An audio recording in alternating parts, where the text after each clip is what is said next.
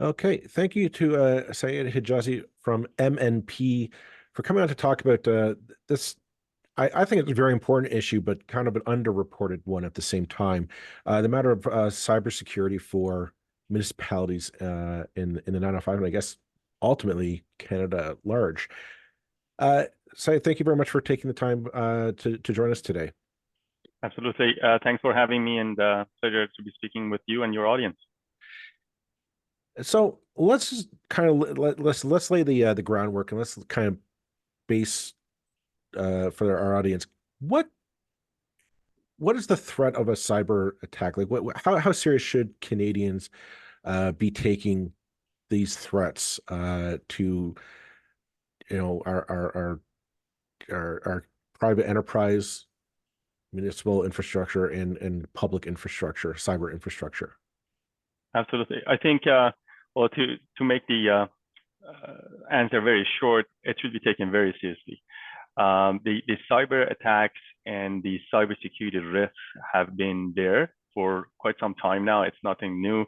As soon as individuals fear that the computers are being used for various reasons, obviously the criminals also came up with ways to attack computer systems, either as a tool for other criminal activities or as the target of the actual criminal activity.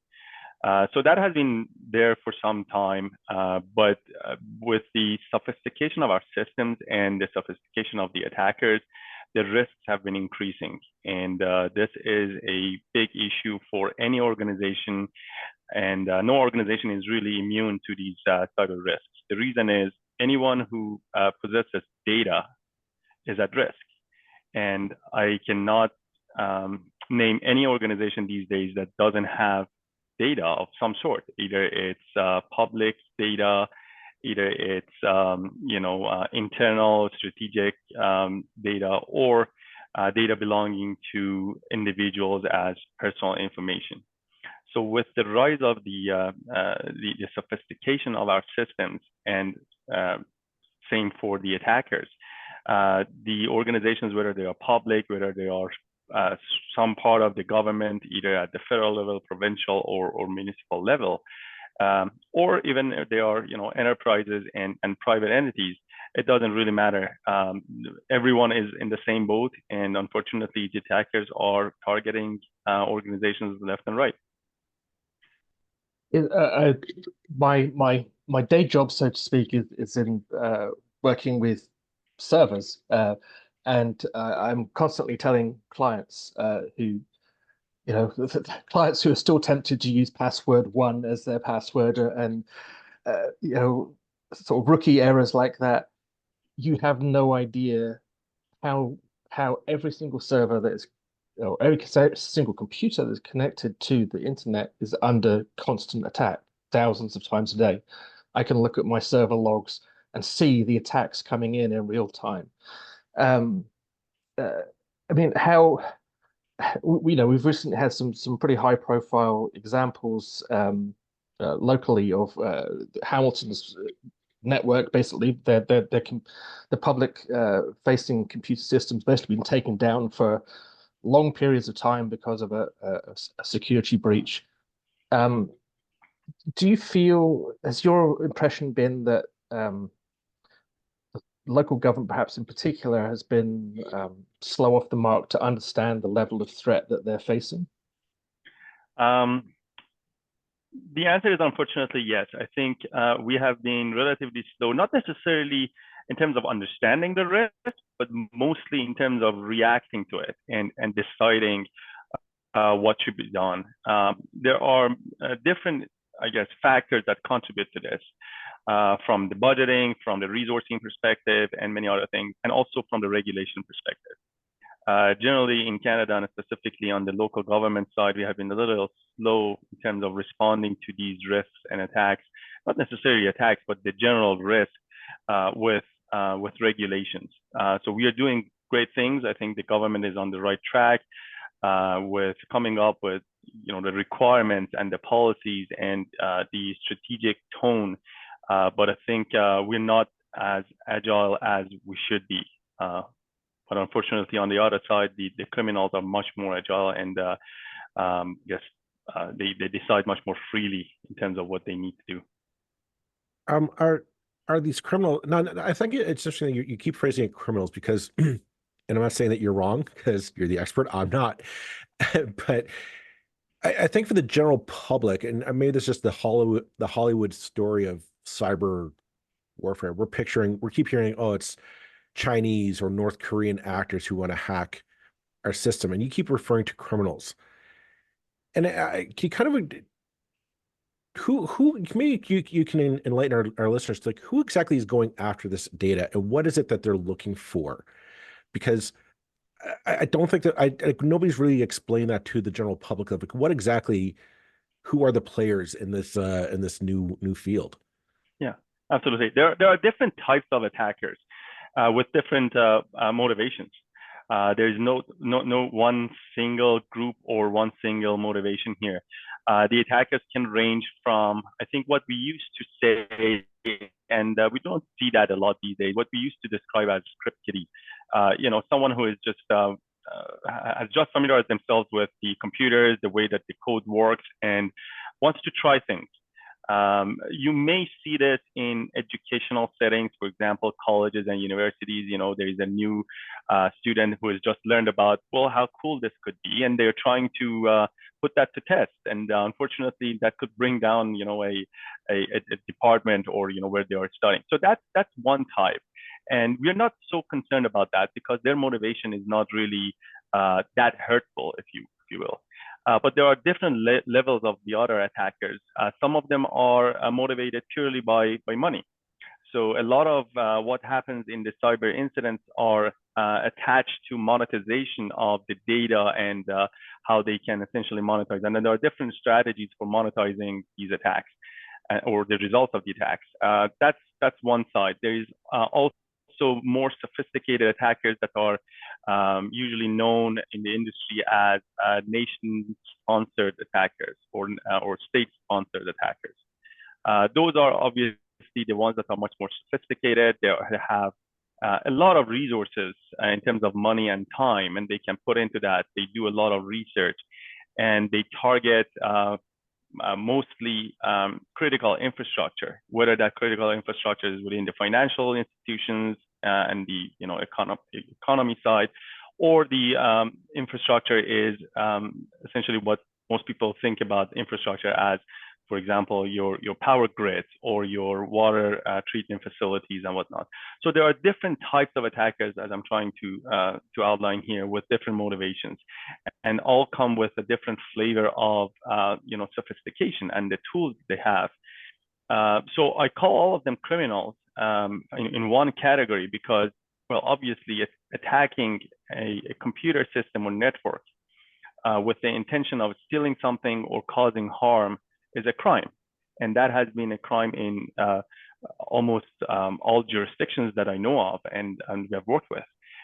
So there are different penalties for that. There are different nuances on how this crime is defined and what you want to do with it, but still it's a crime. So yeah, that's how I see it. Some of the cybersecurity incidents, if you want to call it, are not necessarily attacks. Some of them are because of a human error or a system error that can cause the same issues seen in cybersecurity incidents, an outage or I guess unauthorized access to data because it was just available. So I'm not necessarily talking about those, but I'm talking about the ones that are intentional and some sort of attack as motivation is behind them. I know. I mean, I've heard from sources recently. I mean, certainly you mentioned schools. Actually, that's not maybe our listeners. It wouldn't have immediately occurred to our listeners that schools might be a target, but one of the main sources of security breaches is the students themselves, like you say, kind of playing around that script kiddie kind of a thing. But with some of the more high profile breaches that happened recently, and again, I'm thinking of Hamilton. I'm not necessarily picking on them, but it is in recent history. Do you get the sense of where this is coming from? I mean, is it foreign governments, or is it more the kind of criminals trying to extort money from municipality? Yeah, I think I don't want to necessarily, I guess, distinguish between the two. Most of what we have seen recently is not necessarily directly sponsored by nation states. There are criminal groups that are, again, monetizing these attacks one way or another. And there are different ways, as I said at the beginning. There could be that, well, in the case of, for example, many of the municipalities or many of the recent incidents, it's a ransomware attack. And many of us have heard about the term ransomware. It's essentially a piece of malware that sits on the computer devices and networks and whatnot. And it encrypts in different ways. I'm not getting into the detail. It encrypts the data and makes it unaccessible. So what happens is the computer system can work. You cannot access your files, and you're out of luck. So it's at that point where the criminals are asking for money, quote unquote ransom, to be paid so they can share back the encryption code so that you can, or the key, so you can decrypt your data again and use it. So that's one way of monetizing, right? You're directly asking for money. The other ways are when you steal some piece of data, depends on what data you have stolen, you can put it on the market, essentially, on the deep and dark web, in order to sell that piece of data. And when I say piece of data, it could be gigabytes or terabytes of data that could be stolen. That can include your strategic plans of an enterprise, or personal information of individuals, including their email addresses or credit card information or banking information, or many other types of data that could be used either directly to monetize, for blackmailing and for other purposes, or can be used for subsequent attacks later on. So you steal this large database of personal information along with the email addresses and a lot more, and you sell it to other criminal groups where they can launch further attacks using the data that was just stolen. So again, this data is obviously valuable. How much value you want to put on it, it depends on what type of data it is, how big it is, what the source of the information is. But one way or another, the criminals are trying to monetize.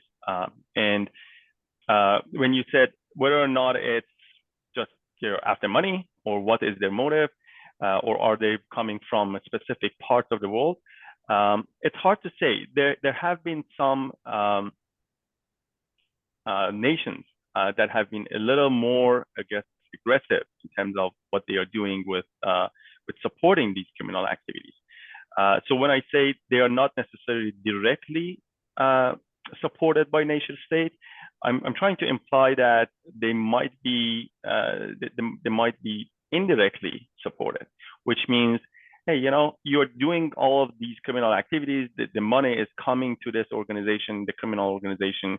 Now the nation state is supporting by potentially getting some kickback in some instances, or leaving them up to what they are doing. So essentially not shutting them down. So that means that, well, they are indirectly being supported. Sometimes the money can go through certain other criminal groups, for example, drug cartels and whatnot, or perhaps terrorist groups. So there is different motivations, again, behind these attacks. It's very hard to track where the money has gone. When it's in the hands of the attackers, then it could mean it's being spent on many different things, including potentially to the benefit of the nation state where they are in.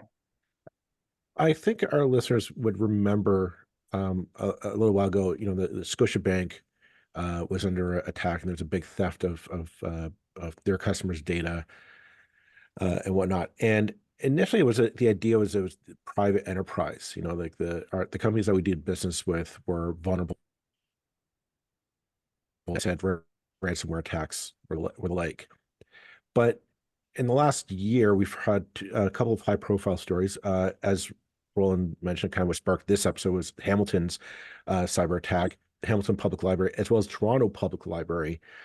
came under attack for a year and whatnot. And we've also heard other stories of small towns across Ontario that had to pay off sums to get access to the database back. And I'm wondering if you think about it, in a municipality, especially in Hamilton, you have 500,000 roughly taxpayers that have to interact with the government, the municipal government, in some way or form. I'm saying this to get our listeners to kind of think of like, what exactly data does a municipality have on you? They would have, your address, chances are a social security number, probably a credit card if you've ever paid for a kid's extracurricular fees, things like that. There's a ton of data that they have just sitting there and that you expect them to have. Are these criminals getting bolder in that they're going after these treasure troves? Like that's 500,000 people that where they live. You know that there's a wealth of data there. They kind of have an idea of what's there. Are these criminals just getting bolder and saying, that's our meat and potatoes now, is going after these municipalities and just harvesting whatever they have in their servers? Exactly. Unfortunately, that is the case. They are getting bolder. I think there's no doubt in that. What we need to do is also we need to get bolder. We need to be able to identify these incidents a little ahead of time to stop them and essentially stop at least or contain the incident, stop the damage or limit the damage. Now, I think, again, as you said, it's very true that a lot of municipalities have a lot of different pieces of information that is going to be very, useful, unfortunately, for the attackers. As you mentioned, there's going to be PII, or personally identifiable information of individuals. There is going to be financial information, as you mentioned again, tax information that you pay on your property tax and this and that, some other pieces of information about the constituents and the taxpayers, but also there is a lot of information that the municipality itself requires to operate. And that is also the second scary part of it, specifically with municipalities, when you are operating your emergency services, when you are operating, and I will get to that, your operational technology, and I will talk about that in a minute, in water and water treatment facilities, or some that are responsible for the power grid. That is where it becomes a little more scary, actually a lot more scary. Where you have to actually defend these networks and the systems because they are critical to your constituents. And you cannot just ignore the fact that a cyber attack can lead to large-scale outages, can lead to potentially damage to the water facilities. And unfortunately, the smaller the municipality, the less resources and the less attention to these risks. There's an anecdote just from, again, and I'm sorry to pick on Hamilton if Hamilton City Council, and even from Hamilton City Council, but this is just anecdotal, but it's a true story that happened in recent history. And it's from the last municipal election, where a few days before the election, the city clerk at the time sent out an email and CC'd thousands of residents who had signed up for, I think, postal votes, I think, if I remember correctly. And not particularly, so that's the kind of human error factor. But what struck me at the time is like, well, that might have been somewhat forgivable in about the year 2000, that people didn't understand that you do not put that, you simply don't contact people in that way. If you're contacting large numbers of people, you don't use your regular, you don't use Outlook to do that. And yet here we were in Hamilton in 2022, I guess, making such a basic rookie kind of mistake by a senior member of staff, we can presume. And that really spoke to me about the kind of cultural problem that even a big municipality like Hamilton could have with just understanding the kind of basics of security and protecting data and so on. In your experience, is that kind of, is it that obviously municipalities are not primarily, it's not their it's not their game, so to speak, to be interested in how computers work and how you do, they're interested in running cities. So as a result, you kind of have a tendency to have, but they should have really good people on staff whose job it is to think about this and to make sure that staff are not putting thousands of people into a CC field. But is that basically your experience, that we're dealing with kind of level of almost amateurism, that we really need to raise people's understanding across the board?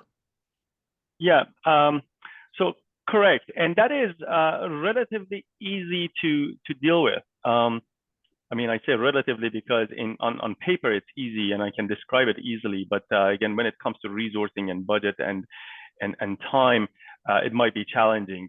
But you're correct. So there is two aspects that I would like to discuss. It's the basic knowledge about the cyber risks, and not only cybersecurity risks, but the IT environment. For example, this mistake that you're talking about comes from the basic understanding of the emails and computers and whatnot. It's not necessarily a cybersecurity risk to begin with, but it can certainly become a cybersecurity issue once this data has gone out to many people, when people can see each other's email addresses and potentially other sensitive information can be disclosed in that way. So yeah, it can quickly escalate. So there is one aspect which is the basic knowledge of, okay, here's how we operate. Here's how we should not operate. We should not use, for example, a simple email with copying thousands of people in it. And then there is the cybersecurity awareness side, which is something that has been around for quite some time. People like myself and my colleagues have been preaching about this for many years. There is a lot of robust training platforms and material that many organizations, regardless of how small or large they are, can tap into and continuously provide this education and awareness to their staff, to their executives, and essentially raise the level of awareness for people on what to do. And there are simple tasks, like, for example, how to use this email, or how to attach or not attach, how to click on links or not to click on links. So that is by far one of the most effective ways to increase the awareness and also to decrease the chances of being attacked. Because most of these attacks that you see these days, the modern ones, and including the ones that end up in a ransomware situation, are initiated by some sort of social engineering. So either sending an email to one person, asking them to click on the link, and kind of deceiving people to do what you're asking them to do. Or other means of social engineering, for example, picking up the phone and even calling your city staff and say, hey, I need this and that done. So once you do that, and once you convince people to click or to send something, that's where the whole issue starts and begins. So yes, there are always individuals that might be lacking from the understanding of the technology or the cyber risks, but is that fixable? Absolutely. Is that easy to fix? As I said, on paper, yes. There are many ways of providing this type of awareness on a continuous basis, on the monthly basis, for example, sending quizzes to people, doing phishing campaigns. That's one way of doing that for the audience. The phishing emails are obviously the ones that are not legitimate, and the ones that are sent with some sort of a malicious intention, right? But then phishing campaigns, as a part of the security awareness programs, are sent by the organization or third parties on behalf of the actual organization in order to test the awareness of the employees and staff, and say, okay, here is a sample scenario. Let's see how our staff behave and whether or not they're going to actually detect it. And if they don't, then I'm using that as an opportunity to provide more education and knowledge. So those are the ways that we can certainly increase the awareness of individuals, and that has has to be done. And unfortunately, a lot of the local government and local municipalities, not again here only within Ontario or the 905 area, but also across Canada, are unfortunately lacking. So yeah, raising awareness is a key. One thing that you're mentioning there about I think like that's a huge disconnect. I think in some cases you have I'm going to get in trouble for saying this probably, but like, you know, an older generation that have been around for a while, elected into office, and that just might not quite grasp all of this.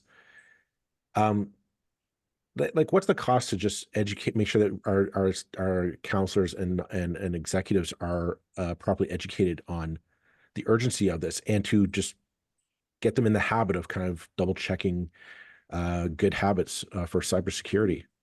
Yeah. Honestly, based on my experience and what I've seen, I don't see age playing a role here at all. I haven't seen anything like that. From the individuals who fall victim to these attacks, or the phishing or social engineering, for example, all the way to individuals who are in the position of decision making. I have not seen a difference for the age of the individuals. I haven't seen an older generation, for example, making more mistakes. It's just the awareness that should go. Now, I think we are talking about two slightly different things. One is, well, I just talked about the security awareness programs and how we can raise the general awareness of the staff and the leadership. These trainings should be provided in at least two flavors. One geared toward the leadership, to the executive team, to the counselors, to the city administrators, and one to the rest of the staff who deal with the data day in, day out. And if you want to get more granular, you can identify those individuals who have direct access to a lot of sensitive information and are maybe even more exposed externally. For example, the ones that are at the call center or pick up the phone or are receiving emails and they need to respond. Those are most times the ones that are the target of the attacks, because they are directly facing the public. And then the rest of the executive team should also be provided with a little bit of a different type of training, because we want to make sure that they are not targeted for larger scale attacks, because many times they have what we call the keys to the kingdom. And you find a city's treasurer having all the passwords to all systems. And I would question, why do you need to have access to all the systems? You have an IT department. Well, I'm the treasurer.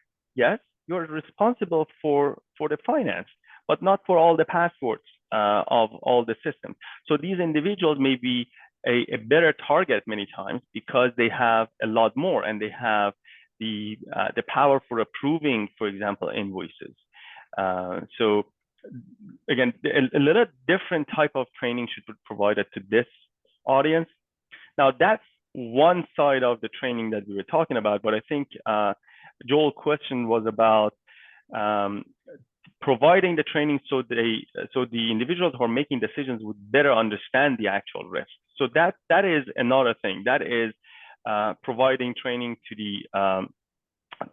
and I'm talking broadly, not only for the municipalities, to the leadership team, to make them understand the risk, to make them understand or help them understand when a IT person or information security manager comes to them and asks them about approvals or talks about certain risks.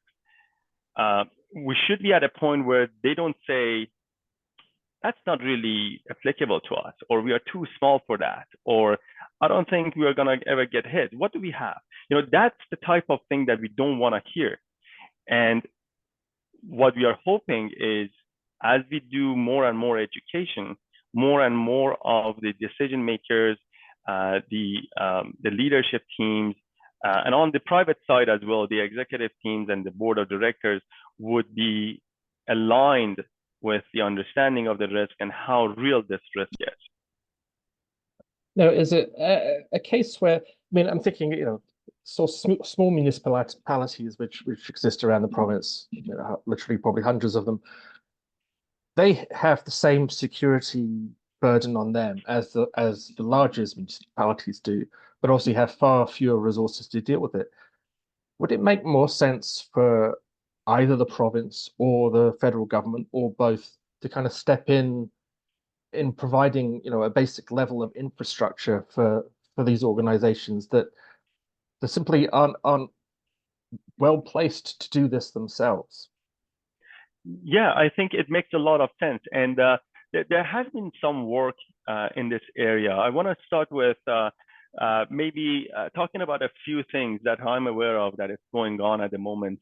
One is with MISA, the Municipal Information Systems Association.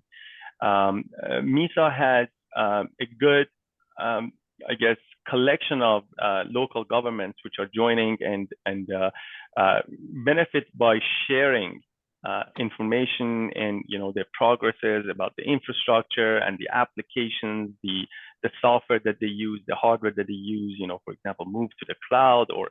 So there is a lot going on. There is one particular track or conference within MISA, which is the information security track.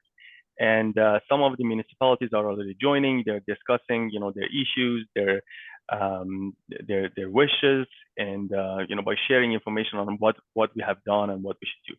I don't know if every single municipality is on the list right now, but I hope that more and more municipalities join and bring their ideas to the table and ask for help. That would make a difference. So there's that, and there is also the government. Specifically, I'm talking about the government of Ontario here, has put in place certain basic requirements, not necessarily a requirement, but maybe more of a guideline. Here are some basic policies and standards that you can use that are aligned with industry good practices and industry standards. Let's use these policies to shape the cybersecurity programs at your municipality. There are, again, certain initiatives already in place. Now, whether or not, I think you were specifically talking about how I would describe as a kind of a shared service model, where municipalities can actually use the same type of infrastructure, the same type of monitoring and resources for cybersecurity.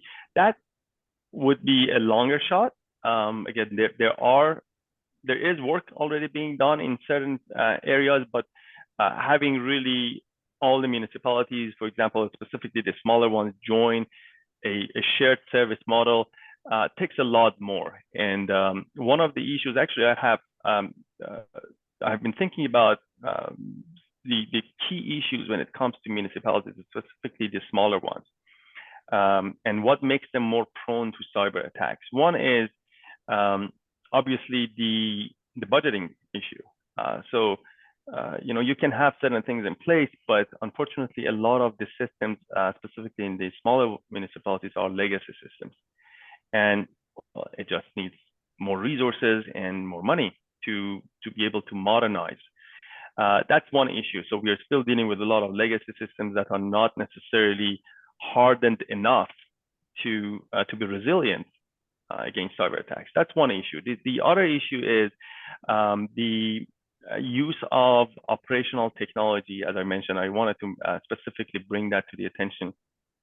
The operational technology is everything on the computer side that manages a specific industry-like operation.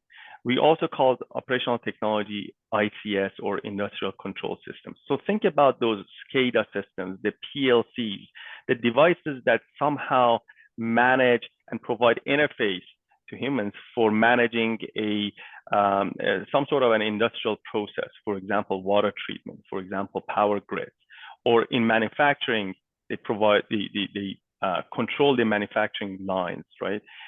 Those systems, unfortunately, are very also old in most cases, and were not designed at the time with security in mind. So talking about municipalities, obviously, we know that in most cases, water treatment and water facilities are part of responsibilities of the municipality, whether or not the power grid is sometimes, the entities that own and operate the power grids are in between the municipalities and larger entities. So regardless, they could be also hit, and we have had instances where the target of attacks have been these operational technologies, where there is unfortunately much lower understanding of cyber risks and what needs to be done to protect these systems. Historically, these systems have been separated from the IT side. So when a city clerk sits, they don't have access to that. The networks are not connected. They don't see that. And they have been managed by the technicians.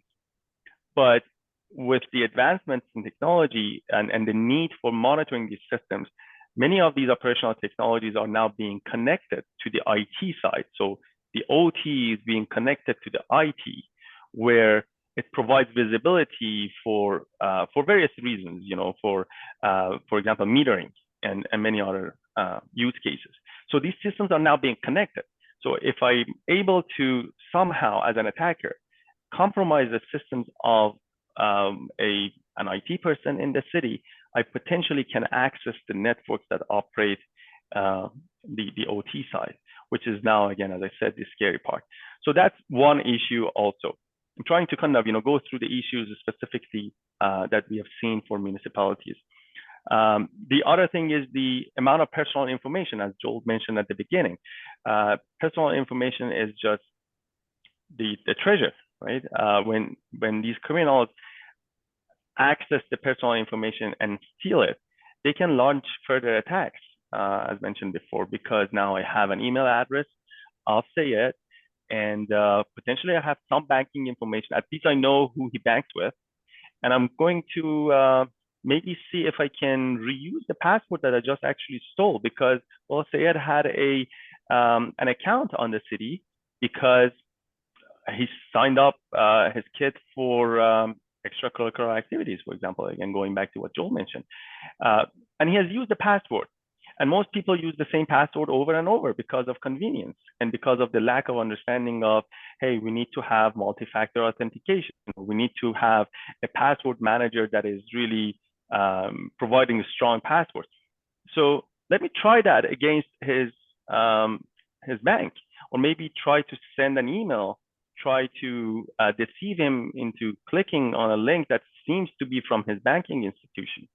So you see, this all of a sudden becomes a launching pad for further attacks. So personal information is something that we are very concerned about as well. And municipalities are trying to, I've seen a lot of instances where the municipalities are trying to balance between protecting the information and providing the information to constituents, because, well, in Canada, we have the FIPA, or Freedom of Information and the Protection of Privacy Act, where individuals can actually email you and say, or reach out and say, I need to have all pieces of information that you as a government entity have about me. Provide that to me. Well, sure, that's a right based on the acts that we have. But then how do we balance what we provide? How do we have the checks and balances, whether or not this is a legitimate request? So that is also a little bit of a battle that municipalities are dealing with. So those are, and also, again, one other thing is outsourcing of IT and OT services that creates an imbalance between whether or not the third-party service provider is really up for the job. If they are, it's good because it reduces the burden on the city or on the municipality. But at the same time, if they're not really up for the job and they have been just providing pure IT services and not necessarily security on top, then that becomes an issue as well. So these are all different types of issues that we have seen. And I guess firms like ours and our team have been helping municipalities in different ways. And we have seen a lot of these instances. We have helped, unfortunately, with a lot of incidents where we were called in. Across Canada, there have been a lot of towns and municipalities that have dealt, as you certainly know, or also on the proactive side, let's help with the monitoring. Let's help with the policies, shape the cybersecurity program. So yeah. I mean, we're coming to the end of our time, but I mean, you raised a really interesting point there about the third-party vendors. People are brought in often on very lucrative contracts to design software. And my experience sometimes of these sort of government software applications that are built for government that are unique to a particular, say, a school board or a particular they're not great.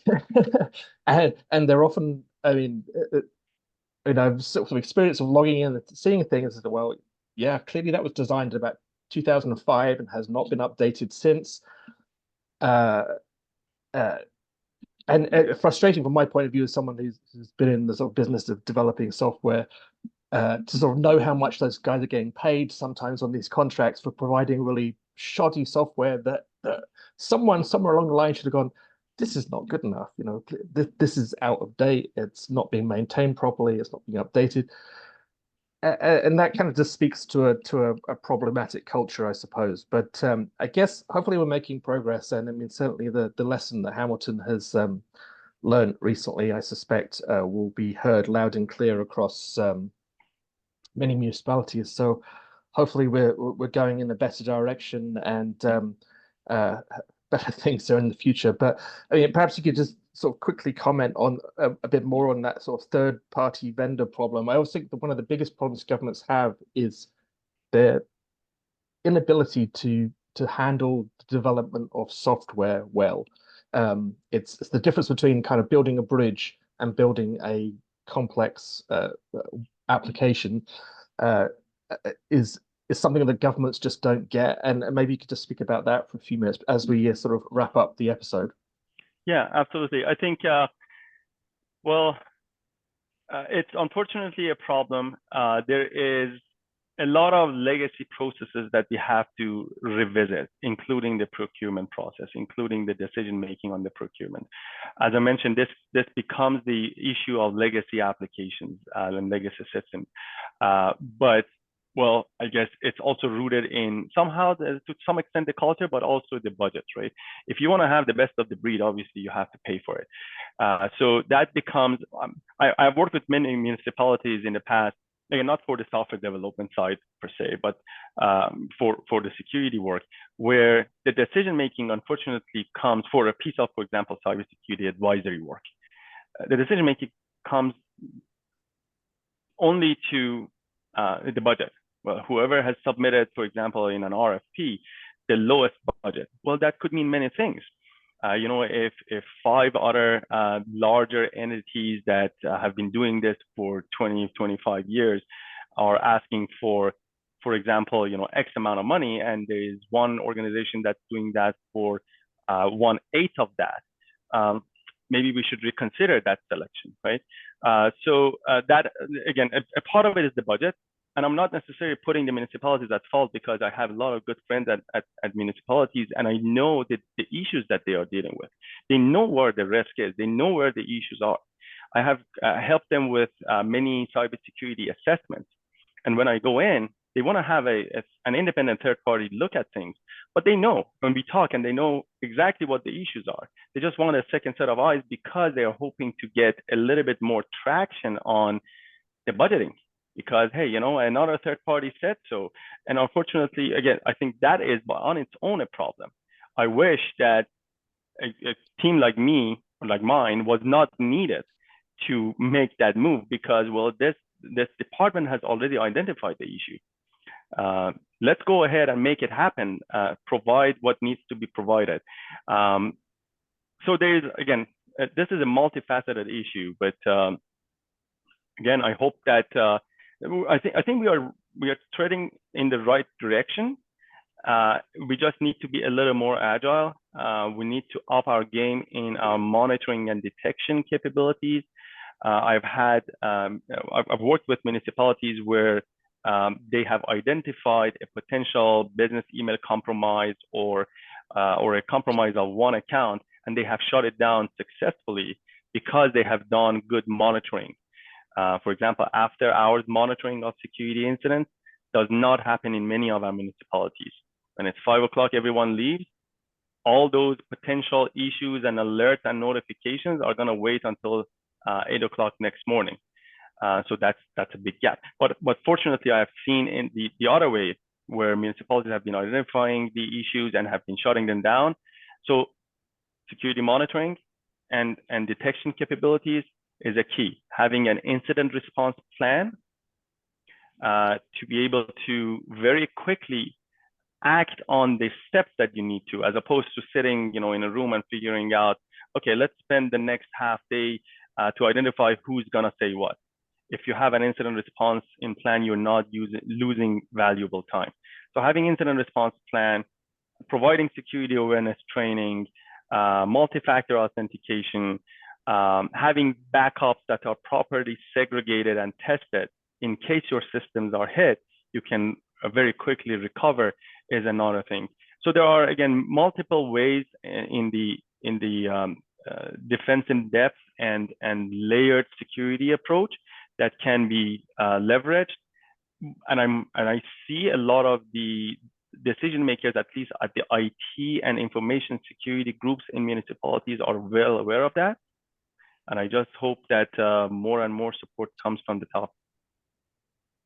That's probably a good place to leave it. Syed Hijazi, I could talk a day. It was a really fascinating conversation. And thanks so much for sharing your knowledge and experience. We really appreciate it. Thanks so much. Absolutely. Thanks for having me. Pleasure talking to you. Thank you. Thank you.